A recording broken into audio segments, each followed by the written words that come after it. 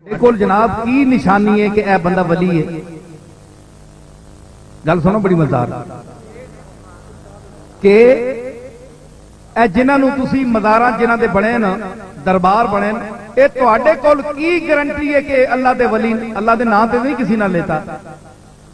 نبیاں دا تے نام لیا ابراہیم موسیٰ عیسیٰ جڑے جڑے نبی تے جنہاں دا نہیں لیتا وہ بھی نبی،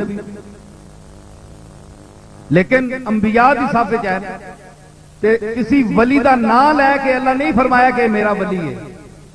اس دا مطلب یہ ہویا کہ تسی جس نو ولی سمجھ لو او تواڈا ذہن دا بنایا یا ولی ہے، اللہ دے نشاندہی تے نہیں کیتی کہ ولی ہے۔ تواڈے کول معیار ولایت کی ہے کہ تسی کسی دی ولایت نو پرکھو۔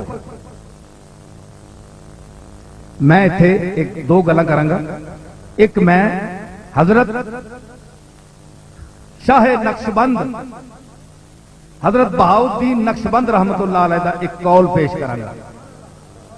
آیا دیباچہ کلیات جامی صفحہ 181 مطبوعہ تہران، حوالہ بھی دے دیتا ہے ماشاءاللہ دیکھ لو جا کے۔ فرمایا سے نشان بود ولیلا ز نخست داں بمانا کہ چو روئے او ببینی دل تو بدو گرائد۔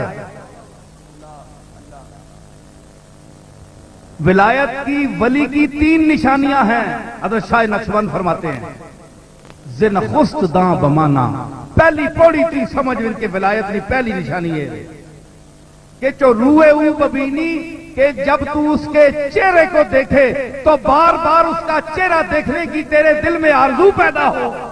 سبحان اللہ سبحان اللہ سبحان اللہ۔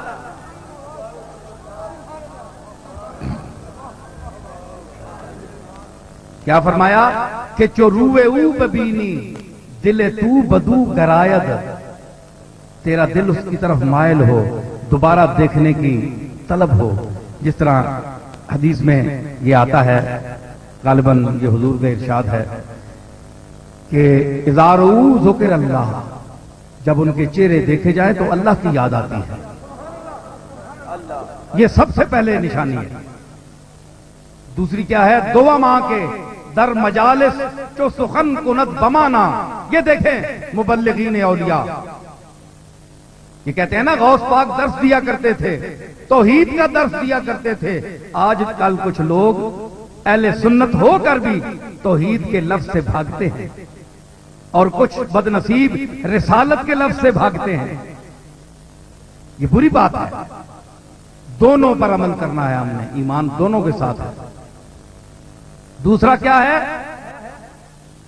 دو ماں کے در مجالس چو سخن کند بمانا، ہمارا ہستی خود بحدیث میں ربایا، کہ جب وہ مجالس میں بیان کرے، خطاب کرے، راز و اسرار کی باتیں بیان کرے لوگوں کے سامنے، تو اس کی باتیں لوگوں کے دلوں میں اترتی جائیں اور لوگوں کو کچھ دیر کے لیے اپنی ہستی سے بیگانہ کر دے، مدہوش کر دے، مست بنا دے۔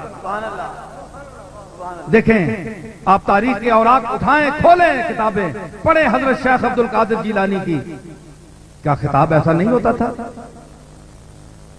سینکڑوں مدہوش جاتے تھے، کئیوں کے جنازے اٹھ جاتے تھے۔ یہ اللہ کے ساتھ تعلق تھا، وہ راستی تھی، بے ریائی تھی، بے نفسی تھی۔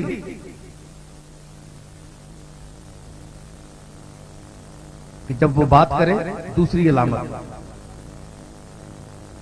تو سوا ماں بمانا ولی اخص عالم کہ دہیج عضو اورا حرکات بد نے آیا۔ تیسری علامت ولایت کیا ہے؟ کہ اس کی خلوت اور جلوت ایک ہو۔